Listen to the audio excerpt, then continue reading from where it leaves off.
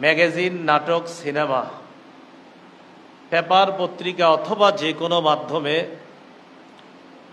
অশ্লীলতা ঢুকিয়ে দেওয়া, অনুপ্রবেশ করিয়ে দেওয়া, এটা হলো পর্নোগ্রাফি।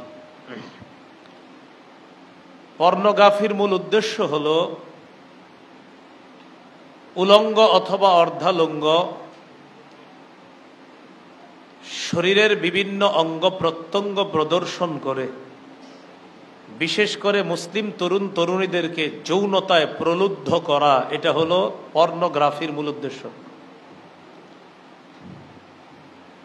পর্নোগ্রাফি 1895 সালে সর্বপ্রথম ইউরোপের দুই ব্যক্তি অশ্লীলতা মিশ্রিত পর্ন সিনেমা নির্মাণ করে, রমরমা ব্যবসা করে। তাদের থেকে অনুপ্রাণিত হয়ে ফ্রান্স, আমেরিকা, জার্মান সহ সারা পৃথিবীতে আস্তে আস্তে বিষয়টা ছড়িয়ে পড়ে। কয়েক বছর আগের রিপোর্ট অনুযায়ী পর্নোগ্রাফি বা অশ্লীলতা প্রচার করার ক্ষেত্রে, এই নীল সিনেমা তৈরি করার ক্ষেত্রে আমেরিকা 1 নম্বর, দ্বিতীয় স্থানে জার্মান। 2017 আগের রিপোর্ট।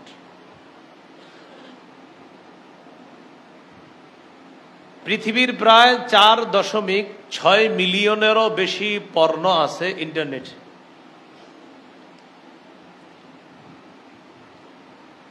গবেষণায় দেখা যায়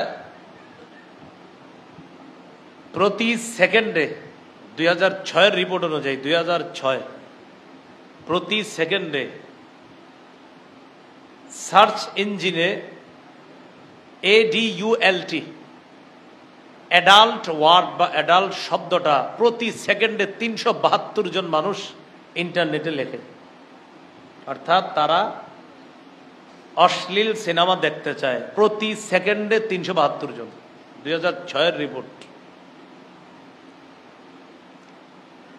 1969 সালে ইন্টারনেট সারা পৃথিবীতে ব্যাপকভাবে বিস্তার লাভ করে। 1993-তে বাংলাদেশে ইন্টারনেটের মোটামুটি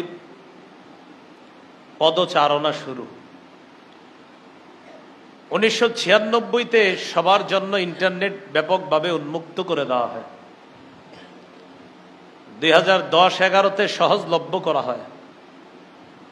2010-11 থেকেই আমাদের দেশের তরুণ তরুণীরা পর্নোগ্রাফিতে, মাদকাসক্ত যে এর চেয়ে বেশি আসক্ত হচ্ছে পর্নোগ্রাফিতে।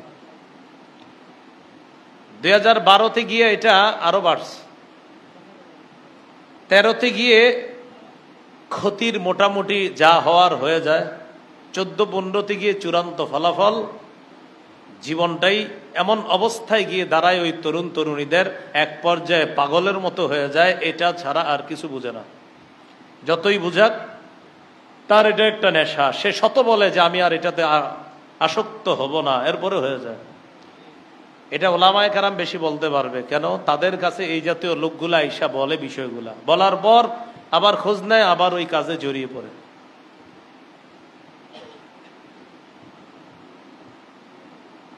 শুধু আমেরিকা সহ পশ্চিমা যে অসভ্য নোংরা সমাজ, এই পশ্চিমারা নীল সিনেমা দিয়ে সারা পৃথিবীতে বছরে প্রায় 56 বিলিয়ন, মিলিয়ন না, 56 বিলিয়ন ডলার কামিয়ে নেয়। তাদের মা বোন যারা, তারা পতিতা বৃত্তিতে জড়িয়ে পড়ে, এক পর্যায়ে নিজেদের মা বোনদেরকে দেহ ব্যবসা করিয়ে বছরে 57 বিলিয়ন ডলার তারা কামায় বছরে, যা 138টা দেশের জিডিপির সমান।